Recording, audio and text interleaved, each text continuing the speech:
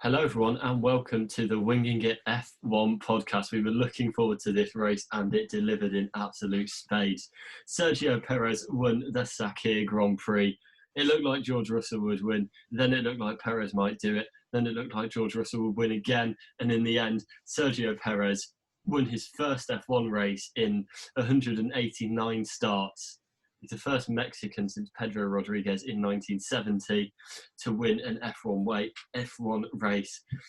There was chaos all over the field. There was storylines all over. It was just an incredible race. I'm here with Freddie Coates and Nigel Chu, as usual. How are you both? What were your thoughts after the race, Nigel? It was just crazy. It was absolutely off the scale what was going on. So much happening. And to be honest, I thought after the first lap incident when Verstappen and Leclerc went out, I thought it would be a bit boring, if anything. I thought because Russell was doing such a good job. But then halfway through the race, after the Aitken incident, it just turned on its head, as it does in F1 on occasion.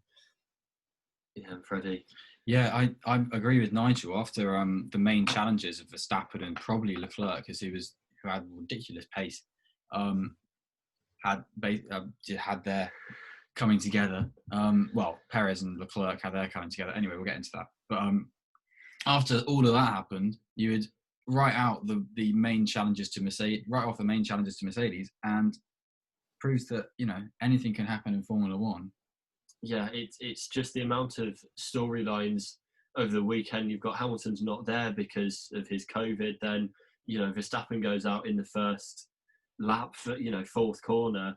And, Bottas and Russell, it looked like a two-horse race from there. And, Russell was kind of winning that, but you never kind of truly, I don't think I would have felt confident until the last lap, because you always felt like, Bottas could turn it up or Russell's tyres could fall off or whatever. And, in the end, and then it did go wrong for him. And, you just got all these contenders dropping away. And then, some coming back and then dropping away again. We thought Perez would go this weekend. And then, after the first lap incident, he seemed to be out of the running completely. I think it's the first sporting event kind in a long time that I can remember that has been so hyped and lived up to the hype and exceeded the hype. I think I'll start by asking you both for your drivers of the day. I think that's, a place to start.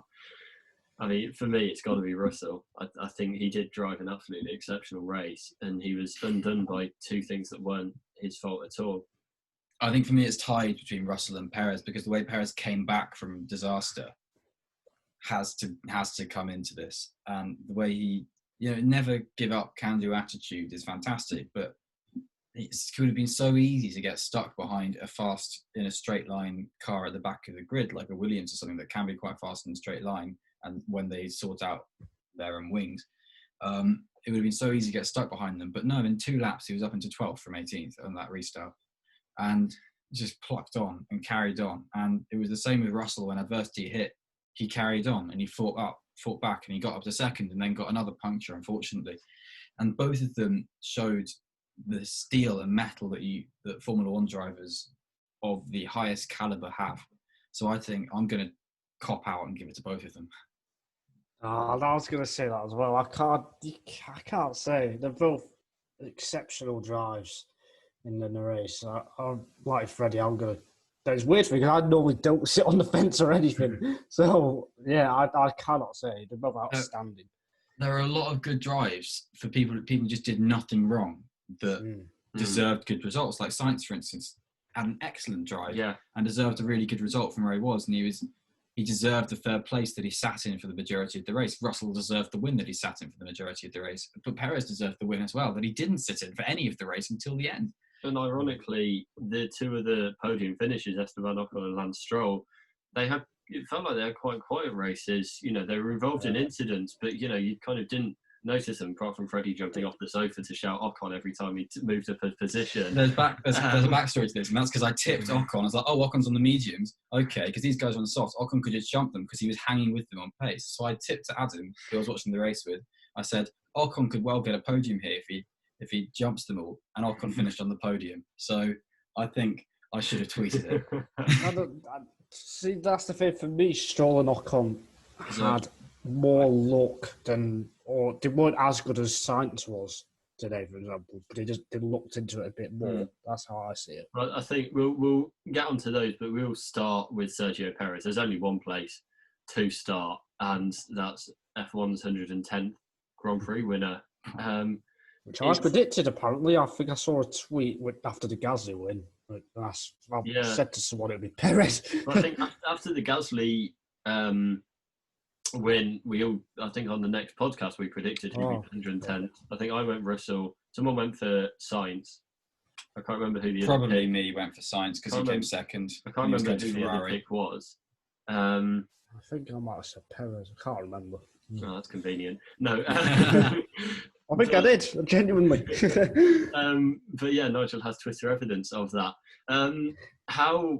Go get him, everyone. How much of an influence do you think this will have over Perez's chances for next year and chances to continue his F1 career in the future? Absolutely nothing at all. I agree.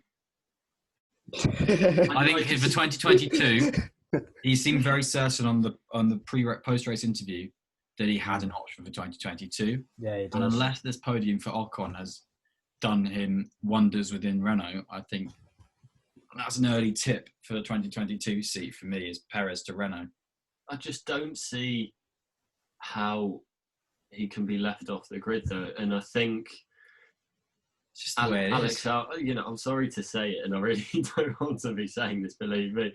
But just, when you compare their two races today, you've got all the main contenders who would normally be in the picture out of it for one reason or another. And this should be the race that Alex Albon's in there to win. This should be the race that, the second team on the grid's second driver should be there to win.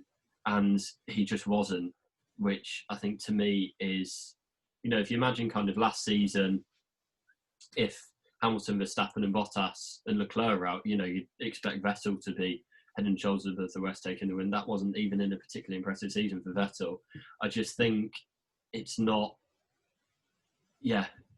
reflecting on Albon, it's just, not good at all, because this is why he's in the seat ultimately. But going back to Perez, just how much of a monumental moment is it for this driver who, has faced hardship kind of throughout his career, and, he had to make the jump to Europe and then, get into the F1 seat. He went to McLaren and it didn't pan out for him, and, he kind of had to drop back down the grid, and for the moment it looks like his F1 career is coming to the end next week. And did he have the record from those race starts without a win?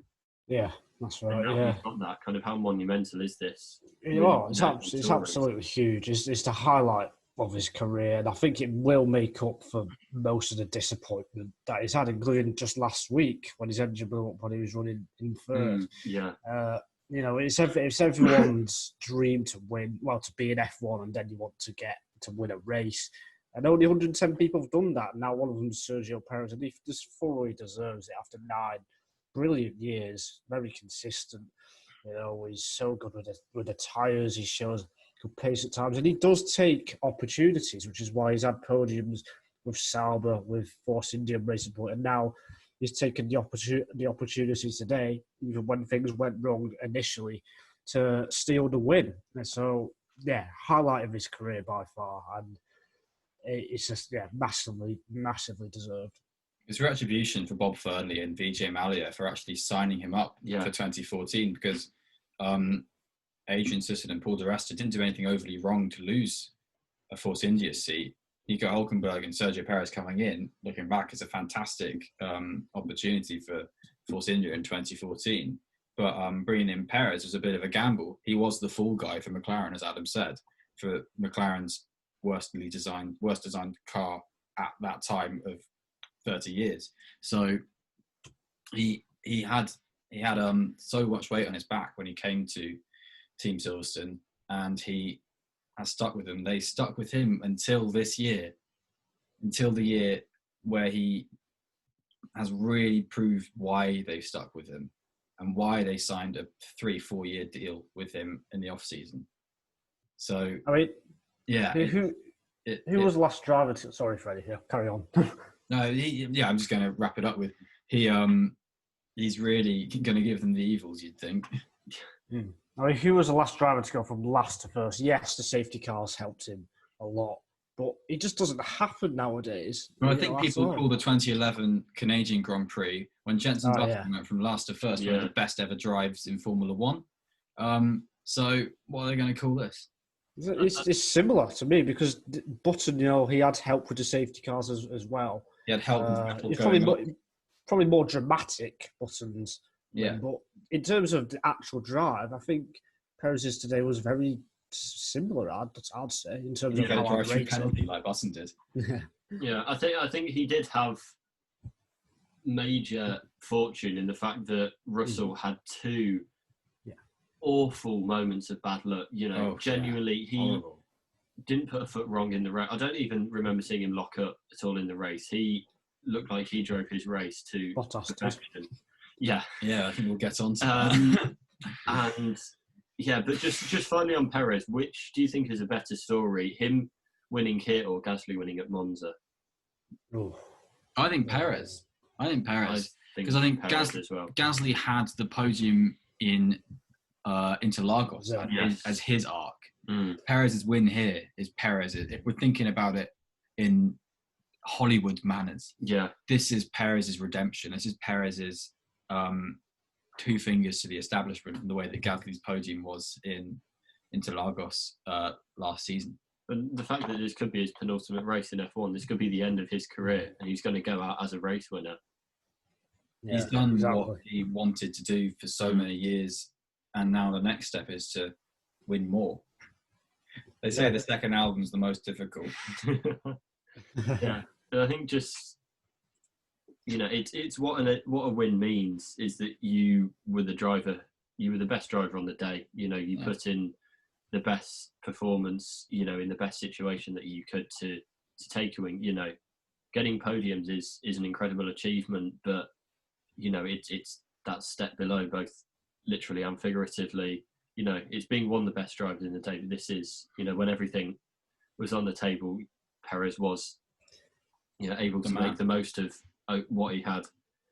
And this is what I mean. I don't want to go back to Monza, but this is what I meant when Stroll had his chance to win in the Racing Point, which was a good car. He didn't take it. Well, Perez has taken it. That is the difference between them. Stroll threw away arguably a good restart when he nearly ploughed into the back of Ocon as well. It's going to be an interesting debrief from the Lance Stroll side of the garage, I think. I don't really know what to say. You should be happy with, because he got the third place and he could have got a 1-2. He was always pressurising Ocon, but he just couldn't get past Ocon. It was a better third place than Monza, I think. Better. It was a much better third place than Monza, I'd say. Definitely. Yeah, and I think it's his best podium. It's better than Baku. Yeah, and just we'll move on to Russell in a second. I think the only other thing that I thought about was that in this crazy season where kind of lots of drivers are getting opportunities, obviously you had the Sainz getting his podium and Stroll getting his at Monza, obviously Gasly getting his win. Yeah. Norris got his first podium. Leclerc's had a few when he's been kind of out of it. It kind of looked like it might pass Perez by up until Turkey. It kind of looked like he could be the driver who, wouldn't get that champagne moment. And, now he's got the biggest champagne moment that you can get in the sport, within a single race. So it's absolutely stunning. But on the flip side, it was absolutely heartbreaking to see Russell lose out twice on a win. And we thought when the puncture radio message came through, we kind of looked for a second like, they might have messed up the graphics, because that was when Bottas was slipping back through the field. It looked like Russell wasn't losing any time at the time. So, I think we were hoping that it was for Bottas and that, it wouldn't affect Russell's race. But it was just completely heartbreaking, both of them for Russell. Yeah, I couldn't believe it. I really couldn't believe what was happening. Like you said, it's heartbreaking. There's no other word to describe it. And as you mentioned before, Adam, he did not put a foot wrong all weekend, quite frankly. To be that close in qualifying, pretty much matching Bottas, to be on it straight away in Friday practice. He didn't make a mistake. He didn't spin. collected the data, did all the things that we don't see really. He did all the things that the team wanted, and then he got the start at the start of the race, a very good start. Bottas not so, and he was genuinely gapping Bottas. I mean, the 3 or 4 laps out of the pits where he built a 3-4 second margin. Now that was outstanding, a really really good effort, and I think he would have maintained a pretty good advantage to the end of the race. I don't think Bottas would have got near Russell. When they pit under the safety car, they had a 5-second gap. Bottas, he had backed off a bit, Russell, because he knows how to work these tyres, and he knew that he was forcing Bottas into more of a pushing position. So Russell could ease off a bit and take cruise to the victory, which he should have done. Really, he should have done if it wasn't for Mercedes being careful, being cautious on the tyres, because they were experimenting with the curbs. Russell did come onto the radio and talk about using the curbs. Bottas was using the curbs and the tyres stayed fine. There was a few maybe suspension worries because it is a bumpy outer circuit. The new bit of track is throwing cars around like there's no tomorrow, and there's been a lot of floor damage overnight from yesterday.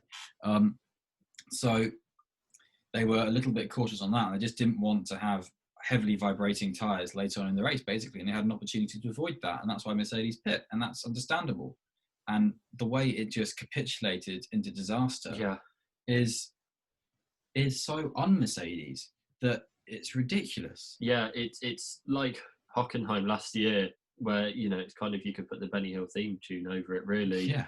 At least the Hockenheim last year has the excuse of that Hamilton went off basically at the pit lane. They didn't even have that excuse. They called both of them in to double stack, put on the wrong tyres on Russell, sent him out, realised when Bottas was there, and then obviously had to bring Russell back in, handing the podium positions to rival teams who are fast teams in a straight line. The Renault has been great in a straight line all year, as has the Racing Point. These are speedster teams that are hard to overtake. And they shot themselves in the foot, and then when Russell got another puncture, that's like pushing over the guy with crutches and taking his crutches and hitting him with the crutches. It's horrible. It's horrible luck. Yeah. And I think it's similar to Leclerc in 2019 in Bahrain, and it's just really sad. Yeah, it's coming into the weekend. We knew he was fast. We knew he's a hard worker and he's focused, and he's a good team player, and we knew all of this. But the doubts were, his starts. He's known as Mr. Saturday, but in general his race starts haven't been that good. In part, that might be down to the Williams and its starting procedures. We don't know. He dropped from 13th, 14th on the grid last week to last. But his race starts have been questioned. His racecraft has been questioned. He's not made too many stunning overtakes. Tyre management in the long runs. On Friday, he was actually off Bottas, especially on the hard tyres. Bottas was outperforming him there. Safety car restarts, his biggest, most under pressure moment at safety car restart up to this point had been Mugello, where he lost out to Vettel. These are kind of all elements that have been questioned coming into the race that we didn't really know. They were untested on Russell because we've not had that litmus test of being able to test him against a high quality teammate like Valtteri Bottas is, and he just did so well in every aspect of the race weekend in a car that he's just had to come into and learn on the spot. He's not comfortable in, it's not built for him. He's had issues, his feet are too big, his body's too big. So it's been a compromise all weekend, and yet he was still in a position to win. And then when he lost out the first time, he was then coming back, and he would have overtaken Perez, a few laps before the end. Anyway, I would have been able to presumably build a gap for the inevitable penalty that probably will come. Yeah. Even if it is a 10-second penalty, if it's a 30-second penalty to make up for a drive-through, which it traditionally would be to make up for a drive-through, then he still probably could have built up a gap to get him a chunk of points against the other cars who are all getting held up behind Esteban Ocon. And he had an 8-second in hand to Ocon when Russell had to pull back into the pits, basically. Perez finished with 10 seconds to Ocon. So what could Russell have done? We don't know. But he worked in... We always forget that these drivers who come up to Formula One, who sit at the back for a couple of years, the reason they've got up to Formula One is they spent their whole careers leading races and starting from pole and being in the pressure cooker of that environment of those championships. Formula 2, Russell came and didn't bat an eyelid and won it. And that was it. So obviously there's going to be doubts, but of anyone to do well in under the pressure, George Russell is one who you would expect to, and he delivered. He delivered, and he kept his head down when problems came awry. He had every challenge. He could have really easily completely messed up his mind.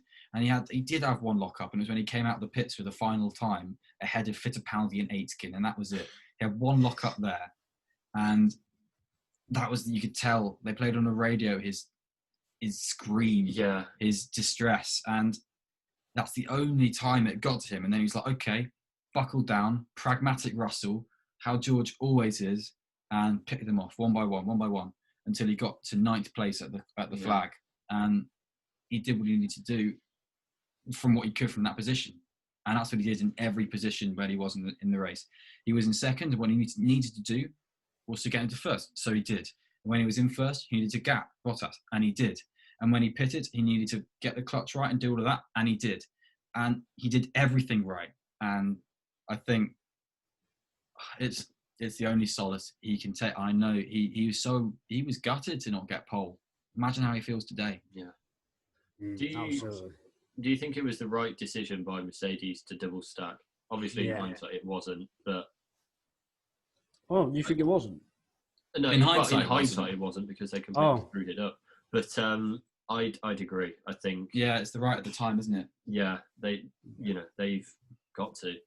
To preserve a 1-2, which is what they're always aiming. Tyre advantage behind them. Yeah, they would have been on.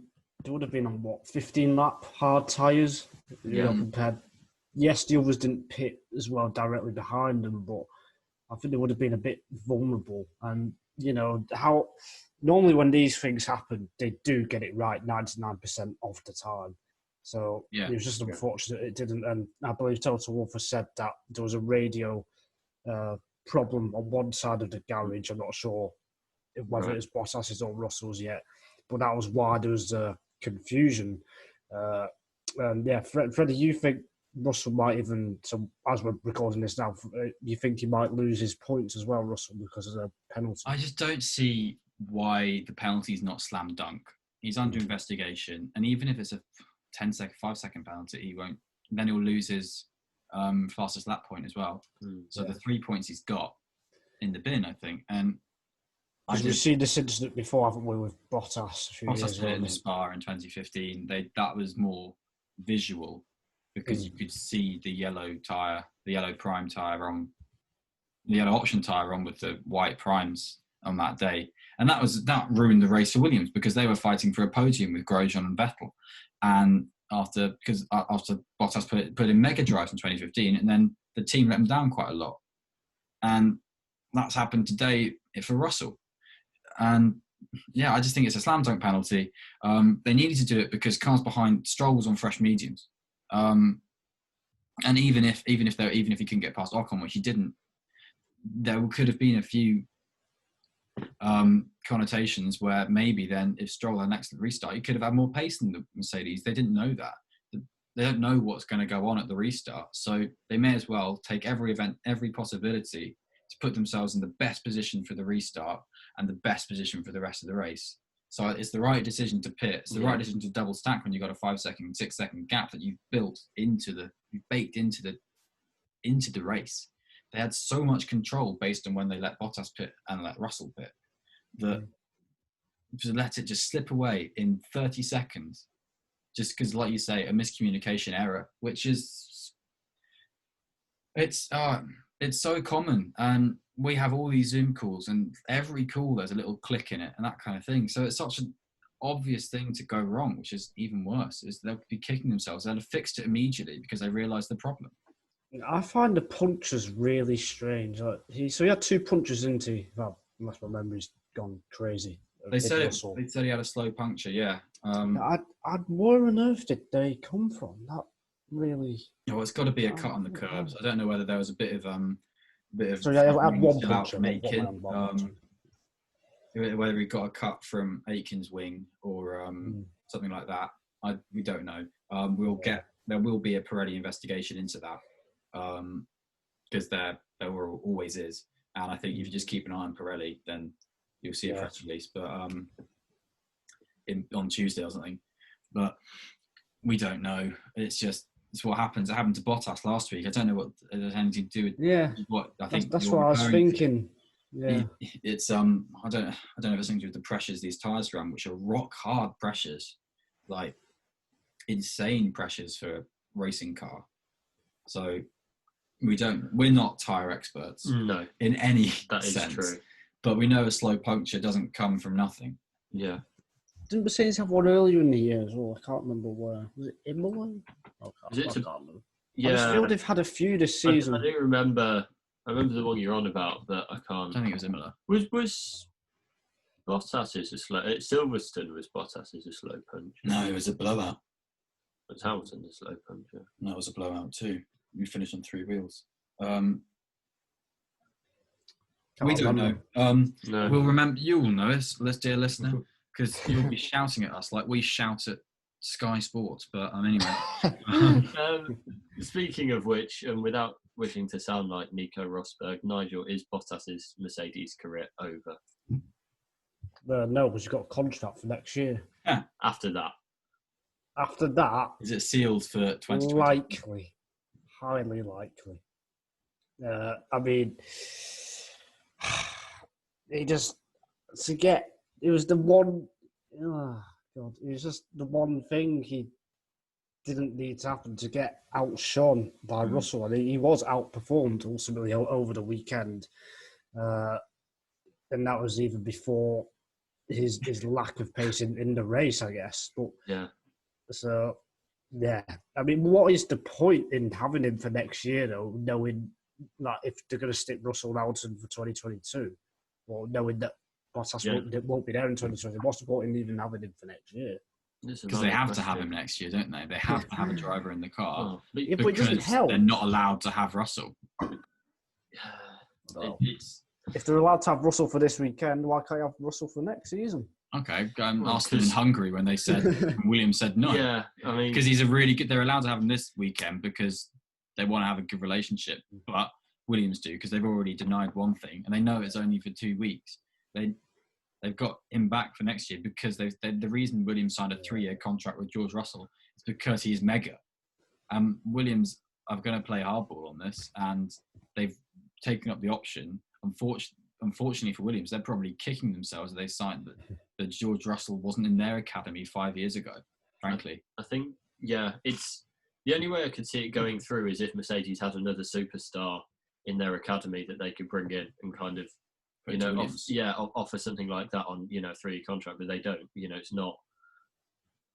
I don't think there's anyone like Russell's junior career at the moment in, coming through. So it's annoying, does. And it's annoying for us as fans as well because we'd love, Bottas can't take it to Hamilton over the course of a season, and we'd love to see where Russell stacks up, on that. And Bottas just looked like he was under pressure the whole weekend from FP1. He was making errors. He was, having to abort a lot of running, kind of fast laps because he, was making errors, and he just looked under pressure the whole 3 days. For Bottas, there is a caveat to Friday, which is that he picked up floor damage that couldn't be changed in between the 2 sessions that did slow him down. And he did have one deleted lap time for the quali runs that was faster than Russell's by a chunk, not faster than just by a little bit wider the track. Like Nigel said, he's been wrestled.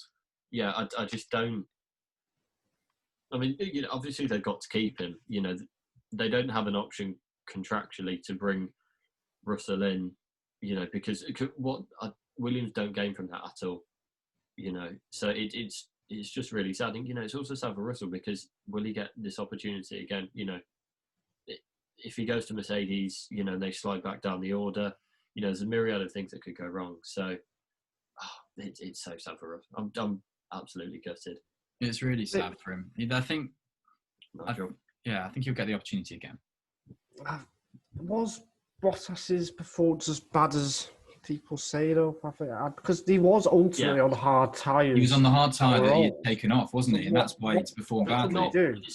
Over the whole weekend, it's kind of in the context of, it's a bit like Leclerc coming into Ferrari last year and, just outperforming Vettel, but it's kind of taken to a new level because he was just coming in for the weekend. I think it's kind of within the context of all that. It's, that's kind of where the problems come from. And also, don't forget he didn't have Verstappen. The next quickest drivers on Saturday in Verstappen and Leclerc, went out on the first corner and couldn't challenge him. So, he didn't have that extra challenge to begin with. And, it is hard to judge his performance on the hard tyres at the end, but equally, it's not the first time it's happened to him that he struggled to come through the field when he's been further back. It is a trait that Bottas has. But the hard tyres at the end, I think it coming the reason why Mercedes pit in the first place, because he was put onto the tyres that they had taken off of him, and they couldn't. And so if it had been Russell who they realised it with and put his old tyres back on to avoid that penalty, then Russell would have lost 20 seconds as well. In the first place, he didn't, and then would have been on the old hards. Russell had an opportunity to pit for fresher tyres at that point. That's where you kind of need to stop judging Bottas. But yeah, he was in second at that point, and your point stands for that. Well, Bottas's final stint is based on tyres that were gone basically, and didn't work on the Mercedes. Nigel, do you think it's as bad as kind of we're making out then? I think you can only judge the first, until the Jack Aitken safety. I think that's where you can only judge Bottas. And yeah, he was outperformed, but I don't think it wasn't. He's had worse races this year, I'd say. Yeah, I'd say. Monza was terrible. But yeah, it wasn't. Yeah, if Russell is as good as people make out, then Bottas's performance wasn't as bad as people think. That's interesting. Because he kept with him. People rate Russell so high, then. But that's not saying he kept with him when it's his first race in a competitive car for 2 years. But it's not like he's not. If it was Van Dorn doing that, he'd be monster. Russell is race fit. He drove in the race last week, and he knows 2020 tyres, and all of that kind of thing. He's 2020 Formula One fit, isn't he? To be fair, yeah. If it was like Jack Aitken's just come into a Formula One car that he's only driven in one practice session into like the Mercedes, or if it was like Van Dorn coming in and doing that, I think it'd be even more impressive for them and anti-Bottas than Russell coming in from someone full race fit, knows everything he needs to know from a base level going into the car. So he's got that in his locker at least. And we all said this in the preview podcast. The new track is level playing field, and the rest of it is basically level playing field as well, because there's so many differences in the wings. Because they would go flat through 2 and 3 last week, and they were lifting off even in the Mercedes this week. There's just everything Russell. In one of the, I think, first practice, his brake balance was the opposite way to Williams, so he kind of spent. He had a radio message where he's saying, "Can we swap the brake balance switch around?" Because flicked it one way to change it at Williams and the other way at Mercedes. There's all of this, and it's the car that he's not, built for, not used to. I just think. You can't judge it on one race. Well, no, but you can't judge it on one race. I don't think we're only going to be able to judge it on one race. Yeah. We don't know Lewis Hamilton's position. He is in a very difficult position with his COVID. He's not asymptomatic. We know that much. We know he is very ill, to be honest. He's not worryingly ill, but he's very ill. And in the way that Formula One is, the way we all automatically think from that is, what does this mean for Abu Dhabi, for the next race? And I think we can't really think about that until Thursday, really. And we can't really think about Russell in the Mercedes until 2022, when he's potentially up against the greatest of all time in Lewis Hamilton, a man who has floored Bottas? And will we have Russell floored by Hamilton? We don't know. That's the next test for Russell, and I think that's all we can say on the matter. I think it's not ideal to, base it all off one race, but equally it's kind of all we've got. It's the big story from the weekend is, the biggest long, bigger picture story from the weekend, and all we've got to judge it on is this weekend. Maybe we'll have more next weekend. We don't know. Well, I'll say this. Max Verstappen, when he joined Red Bull, he won his first race with Red Bull, Spain 2016. Everyone says he's outstanding. But say if the next race was his first race, Monaco 2016, everyone will be slating him because he crashed in practice and crashed in qualifying or practice. Can't remember, he missed qualifying. Yeah, he missed qualifying. He had a really scruffy race. He was pretty poor. So, and say that was his first race and that was his one and only race, I don't think anyone would have thought Verstappen would be great. But instead, it was Spain 2016 and he won it. So, you got to look at those two things, and those two races were back to back. So, say Russell, he races in Abu Dhabi, then has a shocker, then it all changes again, which is why I always have this thing of, yes, you can look amazing first race, and yes, it is your first race, you're going to learn everything because it's a new team. But then the next race, you might have a shocker, and then all the same people, just everyone. Yeah, I think that is an argument as well, isn't it? I think that is fair, but equally, and I know you're not saying this, but it does take something special to come in in a performance like this. Yeah. We'll wait and see what happens. Obviously, we don't want Lewis, ill. For F1, he's the best driver in the last 10, 15 years at least, and he should be on the grid. But from a fan standpoint, again, we won't see this Bottas-Russell matchup again. The other kind of major talking point from the race was, as we already alluded to several times, the turn 4 incident on the first lap, in which took Max Verstappen and Charles Leclerc out of the race and also dropped Perez to the back of the grid. Remember him? What were both your thoughts on that? I mean, initially in commentary, Martin Brundle was blaming Perez quite heavily, and then kind of after Leclerc and Verstappen did TV interviews, Verstappen blamed Leclerc took the blame himself. Nigel, what was do you think that's fair assessment? Yeah, I think it was Leclerc's fault. I think he just braked a little bit too late. It wasn't quite under control. I'd say it was Leclerc's fault. It was greedy from Leclerc, and that was it, frankly. And that's a first lap incident. That's it, really. People are going to come barreling into corners, and it was a fraction too late. And he had a wheel in there, and he chose to play that wheel, and that's what you need to do in racing, yeah. But it came back to bite him and Perez, and Verstappen tried to avoid it. And I had a bit of a rant to Adam about this, because that's why you go on track walks, is to realise there's a gravel trap there. So you don't try and floor it on gravel trap and you have no grip on it and then hit the wall in the most stupid incident we've seen in a Formula One race in recent memory for me. Ooh. I don't get that crash. He drove into the wall.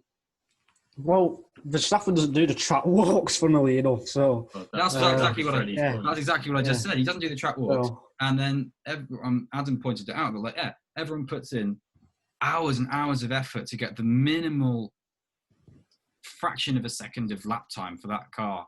The Red Bull have proved so much this year. Like when he pitted on when he didn't go to the pits in Hungary, say. And they fixed the suspension on the grid, and then he finished second in that race, and that's where he rewards the work from the team. But like him, Raikkonen, Hamilton actually as well. But these guys are like, we've been to the track before, whatever. We know it.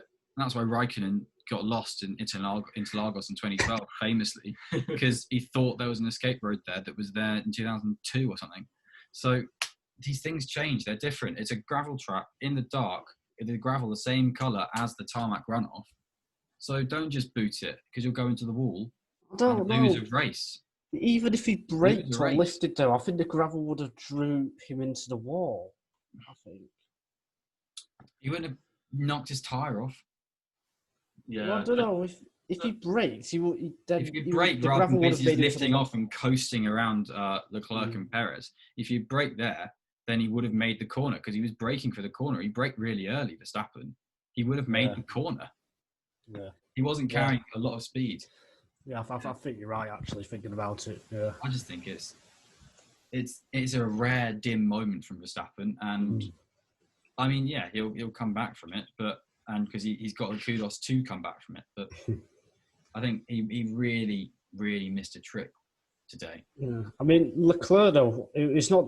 He braked really late at the first corner last week, didn't he, against Vettel? And Vettel was very angry about that. And that he did the same today. He's very aggressive when it comes to the opening lap in the Ferrari. And I think there's a difference between braking late and overtaking AlphaTauri than braking late and going up the inside of a Red Bull and a Mercedes. Yeah.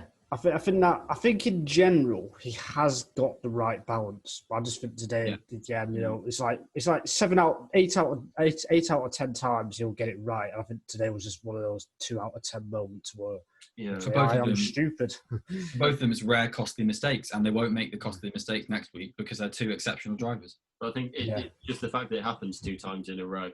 It's whether it's fair or not, people then talk about it. You make the connection, and it's one of those. I think it's also the difference between going around the outside, where if you break and shoot off, it affects anyone else's race really, and it did. I think he only had a wheel in there because he braked too late. He wasn't. Yeah. I don't think he was alongside at all. Kind of when they entered the braking zone or going down the straight, and it. Perez turned in because he didn't expect Leclerc to be there, and Leclerc wouldn't have been there if he retained control of his car. But it's just...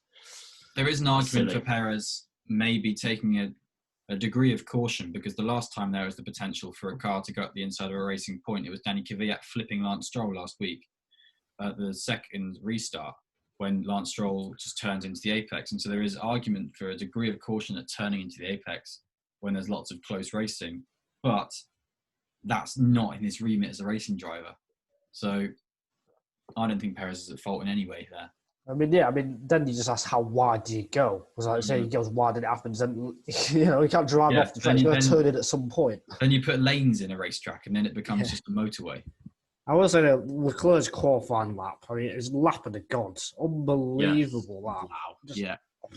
He went second with it at the time. And could only be better. He was still 2/10 off pole. Wow. Outrageous. You can drag it. You can drag a car around a track, can't he? You can hustle it. Yeah, I think it's a shame. That's what makes the crash more of a shame, I think, for me, is that it will then take away from that. It won't be what people remember from the weekend, which is it should be really, but that's just the way that's the world the works. people's fault, not his fault. And Verstappen was 5 milliseconds off pole. He was nearly as close to Russell as Russell was to Bottas, a little bit away, an immeasurable bit away, basically. Yeah, I think I know the gap. They worked out the gap in distance between Russell and Bottas would be 1.8 meters over the lap, which is just nothing at all. Would it be about 4 meters between Bottas and Verstappen then? It's a 3 grid place penalty for Charles Leclerc at the next race, and 3 penalty points to his super license. 3 penalty points. That's interesting. Yeah, that's quite harsh. Yeah, that is quite high. Do we have any word on George yet? Not yet. I thought you were going to be raising that. I think considering some of the moves we see, as Freddie headbutts the lamp, considering some of the moves we see, I don't think it was malicious. I think that's, it was ill-judged, but it wasn't, it was just being over optimistic more than anything else. It's really annoying because if he carried on in the race, he would have got a 5-second time penalty. And a 5-second time penalty is not equivalent to a 3 grid place penalty, in my opinion, at all. So he couldn't carry on because his wheel fell off as soon as he tapped Perez. So if he did carry on, it would have been an even more superhuman effort from Leclerc. What I really liked is kind of as he came round, it looked like he was trying to get back onto the racetrack, but Verstappen was kind of in the way because he was to the left of Verstappen and the racetrack carried on around on the right. And then he just kind of sadly just turned left and just parked up and was like, oh, that's that then. So, yeah, it's got a sad end for both of them. But, I think the response he's shown, he's taken responsibility for it and, he'll move on. And I've no doubt, it's mature and, I'm sure he'll put in another good performance over the weekend at Abu Dhabi as well. Two drivers we've not mentioned yet, not really talked about yet, which is surprising considering they, one took their maiden podium and one, completed the first double podium for his team in a long time, is Esteban Ocon and Lance Stroll. Very, very good job. Yeah, what did we make of the races? Because with everything else going on, they didn't get too many mentions. It was just quietly good from both of them, really. Yeah, I mean, so they both took advantage of the first virtual safety car, didn't they? Which is how they jumped up the order ahead of Sainz, Ricciardo, Kvyat. So I guess they looked into that, but as we always say, you've got to put yourself in that position to take advantage. And then I think they both drove smartly as well. They both kept their heads, which was key. And yeah, I mean, Stroll, he did 42 laps on the soft tyres through his first stint. So that was pretty impressive. And yeah, Ocon probably with his best race of the season, or one of his best races of the season. So yeah, a bit of luck, but fantastic results for both of them. Yeah, they both lengthened it out for the one stop when they didn't need to. Stroll was in the gaggle of the two stoppers, the Ricciardo, Sainz, the AlphaTauris. AlphaTauri didn't split their strategy, which is interesting considering Ocon and Stroll were right with them and then just went long and made the most of it. And they had the track position that they needed to. And track position is so even in the slipstream heavy, straight line, super duper track of Sakhir outer layout, they had track position and that gave them both podiums, frankly, because they were there. They had the advantage on the Mercedes to jump them, the advantage that Sainz and Ricciardo and the like didn't. So they were in the position to benefit, and they did benefit. And I think, Renault pulled the blinder by putting Ocon on the mediums because not many people did. And it would have looked bad when Norris jumped from 19th to 9th in the opening 2 or 3 laps on soft tyres. Clap to him. But the mediums came into their own for Ocon, and he was able to just go through the race and just, he did have it. He seems to have clicked in Bahrain. He was so good on pace and qualifying last week, and he's clicked a bit this week. His qualifying pace wasn't amazing, but he's learned how to race this car. Yeah, he's starting to come on, isn't he? And that's what we'd like to see towards the end of the season, because it hasn't been the best season for Ocon. But if we can see more of the same in Abu Dhabi, then I think he can start. He can take a lot of confidence from that into next year. Do you think it is a sign of better things to come, or do you think it's a strong one-off performance? Because I think he's been quite disappointing this year, and I think with Alonso coming in, it's not going to get any easier. If anything, it's going to get harder. I feel like this might be a kind of brilliant career moment for him, but not indicative of longer-term success. The thing with Ocon for me is that when he got the chance at Force India, he was not that close to Perez. And then he pulled it up through the season and he worked at it. And for the second season at Force India, he was better than Perez by a mile, really. He was the faster driver in that car. And you both and everyone will remember the clamour of Esteban Ocon being replaced by Lance Stroll. And they said, everyone was basically saying Esteban Ocon's the one who deserves the seat, not Perez, really, because he had performed better. And so Ocon really can. So it's amazing how things switch in Formula One, basically, first, A. And B, Ocon can grow into a car. Unfortunately, he's been stepped back a bit by his year out. And I think, this has been a much more of a baptism of fire being alongside Daniel Ricciardo than alongside Sergio Perez for Ocon. But I think based on previous form, which is a cardinal sin in Formula One, for a lot of based on previous seasons' form, I do think there's a chance for Ocon that this could hopefully prove the boost to be a little bit of not a turning point, but a point that a landing ground can be perceived for the change in his time at Renault. I hope, but Ricciardo's absolutely walked over him for the most part of the season, and where it has been required for a driver to step up, Ricciardo's done it, not Ocon. And the Ocon of old can do that, and it's whether he can unlock that again. And I think this past few weekends he's been really good, and he's close to it. But he's going to get a soccer punch when Alonso is in that car. I mean, depends how well Alonso is with his return. But I do think with Ocon, the gap has closed to Ricciardo. I think early on in the season, the first 5 or 6 races, the gap was relatively big. I think it was a few tenths, but more recently, he's just been a tenth or so behind in qualifying, hundreds, thousands. So he's made clear progress, which is the good sign for me. Yeah, and on Stroll, it's his first points, apart from 2 in Turkey, since Monza. So he's had two podiums sandwiched by not a lot.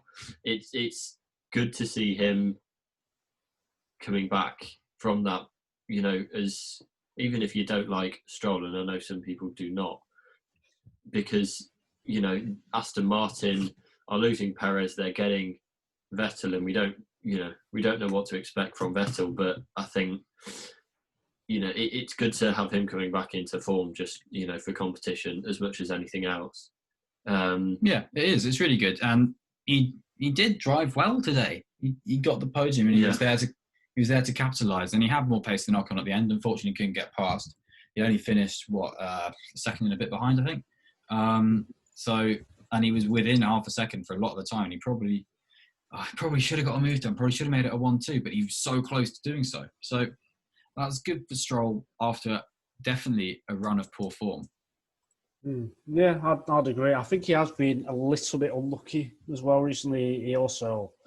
So when he had COVID, did he miss 2 races or just the 1 race? He missed the 1 race. Nürburgring? It was Nürburgring that he missed, but he had a severe bout of long COVID, which was in the news at the time, yes, but is definitely a thing. People do have underlying issues from that, and he had it bad from what we've heard from Racing Point, and that's not going to be much of his private life that we're going to hear about. He had a very rough time of it, and he had a rough time getting reused to Formula One. It's going to be hard. You've just had a pandemic level illness, and then you're getting back into roller coaster level G forces, higher than that, way higher than that. 50 laps a week majority of the time, hour and a half of racing. So he's everyone who's had COVID in Formula One has had a struggle to get back into it. Sergio Perez did as well. Look at his Barcelona performance. Lance Stroll was way ahead of him. Yeah, I mean, that's the thing. Literally a month after he had to miss the Nürburgring, he stuck it on pole in Turkey with one of the incredible laps. And, he was leading the race by 10 seconds at one point, and that was just 2 weeks ago, wasn't it, Turkey? Yeah. It feels like such a long time ago. Yeah. But, today in Bahrain, not 4 weeks ago. I'm losing my mind. Yeah, whatever. Yeah. Good on Stroll. Yeah. We've got been 2 Bahrain Grand Prix, hasn't there? Yeah. And then skipping through a few more, Carlos Sainz, did he have a top 3 performance of the day, do you think? Because he was right up there until he pitted after the VSC when Latifi was retiring, but McLaren just got the timing wrong. It's a hard error to blame anyone really for. He came into the pits just as the VSC ended. But he needed to pit then, unfortunately, anyway. Yeah. If he didn't pit then, he would have had to go to the end. That was the last chance for him to pit based on where his rivals were in the race. So unfortunately for Sainz, he was messed over a bit by that, but that's it. Yeah. And I think you're right. Top 3 drive, I think we've all got Perez and Russell on top. And then we mentioned him earlier for having a really good drive, but he deserved that podium, really. And he had a pigeon in his bedroom on his Instagram stories, which is a bad omen. So the bad omen is the 4th place finish, which is actually really good. Yeah, I completely agree with Freddie there. Definitely a top 3 drive for me. Just had the misfortune of the virtual safety car. It was a misfortune. Yeah, and I think it's massive for McLaren to have him there for the constructors, because it's kept them a bit in touch for that. You know, if he'd been out and obviously Norris had his grid penalty, it would have been quite grim. Moving on to Ricciardo, is it an opportunity for miss for Ricciardo? He finished 5th. He was there, but not really there. Last of the late breakers couldn't overtake. And that was what was interesting for Ricciardo. He's normally always, he's going to get a move done. He's going to get the racing done. But he didn't quite, unfortunately for him, which is rare for Ricciardo. But he had the pace that he could get from the Renault.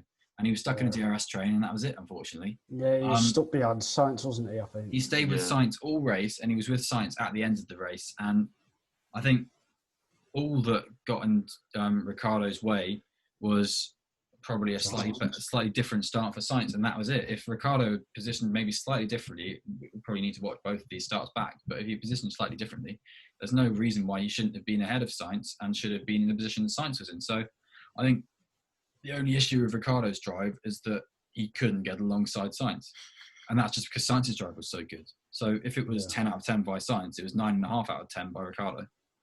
Yeah. That's beautifully put. I couldn't have said it better myself. I'll let you do the next one, Nigel. Yeah, that's all good. Yeah. Is it Alex Albon, the next one? I think we touched on him. I've said all I think I need to say on this. I don't know if either of you do, or if we can move on to Danny Kvyat. I think we should move on to Danny Kvyat, because he had a great... He had a quietly brilliant weekend. He was good all the way through. He was 6th on the grid. Yeah. How did that happen? Nigel, it's yours. I don't know what to say. Yeah, I think it was one of his best qualifying laps of the year, and back to with a good race, especially given how well Gasly has been doing as well. So, what more can you say? Yeah, and another driver who looks like won't be on the grid next season. It's a fitting nearly swan song for him to go out on. It was slightly unlucky, considering he was so strong on the weekend, that maybe he didn't finish a bit higher up, but still 7th is a great result. Obviously, Bottas and Russell we've talked about at great length, and Lando Norris rounded out the top 10. I think he's another one where it feels like he could have had, he could have been there if it wasn't for his penalty, really. Yeah. But yeah, he had a brilliant start, Norris. Getting in the points, that's all he really could have done from where he started. And he was on the back of the DRS train that he couldn't get through, really. And he stayed there. He got to the position that he should have finished the race in really early on. And that made the rest of his race look a bit worse, but it was really good. Yeah. It all stemmed from qualifying, didn't it, when the team sent him out too early, didn't have a slipstream. And that kind of put his weekend on the back foot, but I think he recovered quite well, I'd say. And just rounding out the finishers, the two rookies, Jack Aitken and Pietro Fittipaldi, both finished. Jack Aitken was, I think, very impressive. He improved, and this is what he said after qualifying, he improved every time he got in the car over the weekend, which is all you can really ask for someone in his position. He might get another chance next weekend, and back him to take it. And he was ahead of Latifi for a lot of Q1. Yeah, he did brilliant qualifying. He's a 10th off Latifi only at the death, and he went a little bit wide at the final corner. If he hadn't gone wide at the final corner, he would have been probably 17th on the grid in qualifying, and he started around there anyway due to the grid penalties. But he had a really, really solid job. Pietro Fittipaldi as well did all he needed to do, really. He wasn't brought in as a race-fit driver. He was brought in as a driver.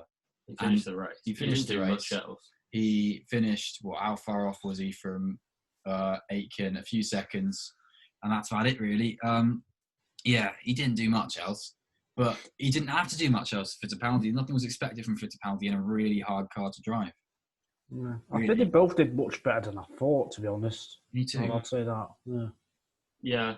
I think it's a shame that all Aitken will be remembered for is setting the dominoes off that led to Russell losing, to be honest. And a nice helmet. Yeah, actually, his helmet was very good. I like the 89 race number on the Williams as well. I thought that looked quite good. yeah, Russell's helmet Fittipaldi- reminds me of when Schumacher was at Mercedes. It's really weird. Yeah. That's fun. I thought it worked though. It's a bit like Ocon's helmet. Obviously, didn't wear that in Mercedes. But yeah, I think Fittipaldi. We don't know whether he'll be back. This will be something to talk about next week. Whether he'll be coming back for Abu Dhabi.